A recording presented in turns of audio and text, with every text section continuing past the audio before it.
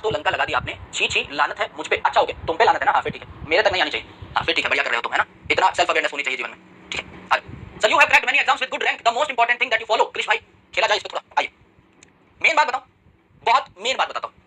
whenever you give any examination, please try to understand the temperament of examiner, please try to understand the syllabus of that exam, and please try to follow the most standard resources। ये तीन चीजें अगर आपने crack कर ली, आराम से सुनना कि गुरुजी क्या कह रहे हैं। पहली बात मैंने कही द टेम्परामेंट ऑफ पेपर, कि ये पेपर क्या डिमांड करता है। जैसे आपसे जो डिमांड है वो है 11वीं 12वीं की नॉलेज।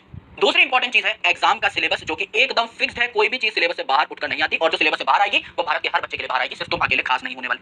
और तीसरा है मेरे भाई रिसोर्सेज, यानी मैं मिनिमम रिसोर्सेज को बार बार पढ़ूं, ना कि बहुत सारी रिसोर्सेज पे कूदूं। जैसे अगर मैंने आपको कह दिया है कि मेरा कंटेंट आपके लिए एम्पल है, तो आप मेरे ही कंटेंट को, सिर्फ मेरे लेक्चर्स को, मेरे नोट्स को, मेरे क्वेश्चंस को जो मैं करा रहा हूं, हम जो टेस्ट करा रहे हैं यहाँ पे कंडक्ट, उन सारी चीजों को अगर पढ़ गए आराम से 5-6 बार, आपके नंबर पक्का आएंगे। हो ही नहीं सकता कि आपके नंबर आए। और मेरे भाई यहाँ पर अगर मैं कह रहा हूँ कि एग्जाम का सिलेबस भी बहुत लिमिटेड है, you are giving an examination जो कि बहुत इजी टू क्रैक है। आई एम रियली सॉरी, हो सकता है मुझे इस बात पे गाली पड़े, पर जो सच है वो सच है। आप ऐसे भी एग्जामिनेशन दोगे आगे चल के जिनका कोई फिक्स्ड सिलेबस नहीं होता, जहां एकदम सागर जैसा सिलेबस है। आप जो पेपर देने वाले हो, it has very fixed syllabus. Master ये भी बता सकता है कि कौन से टॉपिक से क्वेश्चन आएगा और कौन से टॉपिक से क्वेश्चन नहीं आएगा, और वो सही भी निकलते हैं। मैं आपको एंड में जब हमारा सिलेबस कंप्लीट हो जाएगा 1000 क्वेश्चन यूट्यूब पे सॉल्व कराऊंगा, और मैं गारंटी कर रहा हूं 1000 में से 100 क्वेश्चन लड़ेंगे, हर साल लड़ते हैं यार। The things are very limited, the things are very consolidated. मैं तो एक्जेक्टली भी बता सकता हूं मेरे भाई कि कहां से सवाल बैठेगा। मैं शायद उस सवाल का फॉर्मेट गेस ना कर पाऊं, मैं शायद उस सवाल की लैंग्वेज गेस ना कर पाऊं, लेकिन टॉपिक तो मैं गेस करा ही दूंगा। वो टॉपिक तो मैं अच्छे से पढ़ा ही दूंगा मेरे भाई, उस पे 4-5 सवाल तो मैं करा ही दूंगा। उन्हीं स्टेटमेंट से तो कोई ना कोई स्टेटमेंट आपके पेपर में अटकेगी। This is very obvious. तो यू आर वेरी फॉर्चुनेट कि आप एक एग्जाम दे रहे हो। अब यहाँ पे आपका जो गेम है वो कहां पर आकर बैठ जाता है, मैं बताऊं। यहाँ पर आपका असली गेम है वो आ जाता है कंसिस्टेंसी पे, रेगुलरिटी पे। सिर्फ ये एक चीज अगर आप क्रैक कर गए, then you are done for this paper. सिर्फ एक चीज, रेगुलरिटी। क्यों? क्योंकि आप में से कई बच्चे ऐसे हैं, आप खुद, आपको बुरा लग जाएगा, मैं माफी चाहता हूं एज अ बड़ा भाई, कई बार हार सुना मेरे लिए बहुत जरूरी है, आराम से सुना। कई बार आपको ऐसा लगेगा कि आप खुद की भी बात नहीं सुन पा रहे हो।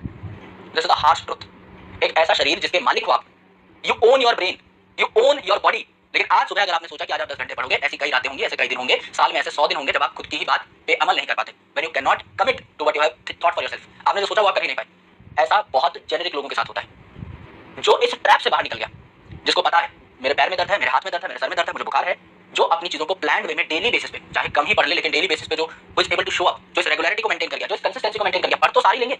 यहाँ पे कितना बच्चा बैठा हुआ है, एक बार लाल कलर का दिल जो है ना, उसको एक बार ऐसे टैप करो, अभी 50,000 लाल कलर के दिल आपको देखने को मिल जाएंगे। इतना बच्चा बैठा है यहाँ पे, और सबको सेम ही चीज पढ़ा रहा हूं मैं। आपको लगता है सब बच्चों के सेम आएंगे? What is the difference? क्या डिफरेंस है वहां पे? क्योंकि जो बातें हम बताते हैं, जो चीज हम आपसे चाहते हैं कि आप घर जाके करें, वो सब कोई नहीं कर रहा है। If you only follow the instructions, जो मास्टर जी कह रहे हैं, जो विपू भाई कह रहे हैं, अगर वो भी घर जाके कर लिया, और जितना पढ़ा रहा हूं उतना पढ़ लिया, और 5 बार रिवाइज कर लिया, तो बताना भाई तुम्हारा सिलेक्शन ना हो तो तुम्हारा चप्पल और मेरा मुंह, अगर सिलेक्शन ना हो तो भाई, है ना, स्टेज पे चढ़ के मारने लगे भाई कटाकट। ऐसा हो ही नहीं सकता। This is universal truth. किसी भी पेपर को देने जाओ यही होता है। लिमिटेड किताबें हैं, 10 बार पढ़ो, निकाल ले जाओ। कोई एक्स्ट्रा तरीका थोड़ी है। You need not to become extravagant कि भाई मैं इतना भयंकर एकदम एक्स्ट्राऑर्डिनरी कुछ कर दूं कि तब जाके मेरा सिलेक्शन हो जाए। अगर आप 365 दिन पढ़ भी गए, जितना पढ़ाया जा रहा है, you are more than done for your selection, trust me on this. क्योंकि लगभग 99% बच्चे ये भी नहीं कर पाएंगे, ये हो ही नहीं सकता।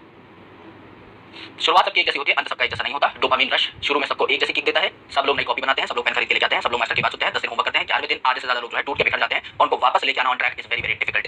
क्योंकि उनको पहले खुद को कन्विंस करना पड़ेगा कि मुझे काम करना है, और ये जो सेल्फ कन्विंसिंग वाला पार्ट है ना, ये बहुत मुश्किल होता है। क्योंकि अधिकतर लोग अपनी गलती को एनालाइज नहीं करना चाहते। सबको लगता है कि प्रॉब्लम सामने वाले में है, मुझ में नहीं है, बैच ही खराब है, मास्टर ही करना पड़ा रहा है ना। मेरे में तो मैं तो सर्वगुण संपन्न हूं, मेरे से ज्यादा भौकाली आदमी आज तक पैदा थोड़ी हुआ है धरती पे, है ना।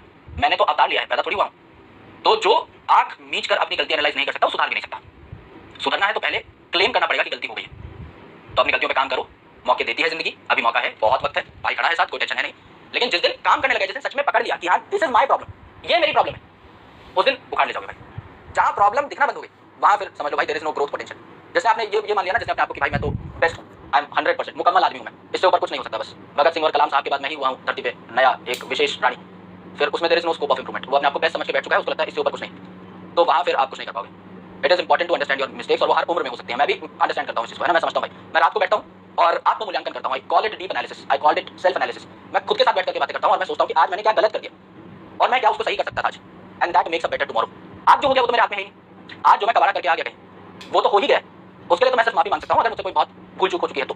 लेकिन कल मैं वो गलती ना करूं, ये हमेशा मेरे हाथ की बात है भाई, ये मैं किसी और पे नहीं डाल सकता। ये मेरी ही प्रॉब्लम है। I need to understand that, I need to fix that, if I need to become a better person. Otherwise भाई जिंदगी तो कटी जाएगी भाई। कुत्ता बिल्ली भी जी रहे हैं जो सड़क पे, जो पाइप में सो रहे हैं, मस्त आराम से कोई ना कोई आके रोटी पानी डाल ही दे रहा है। जिंदगी तो सबकी ही कट जाएगी, काटनी कैसे है हमेशा तुम्हारे हाथ में भाई, है ना। And life is too small to die ordinary.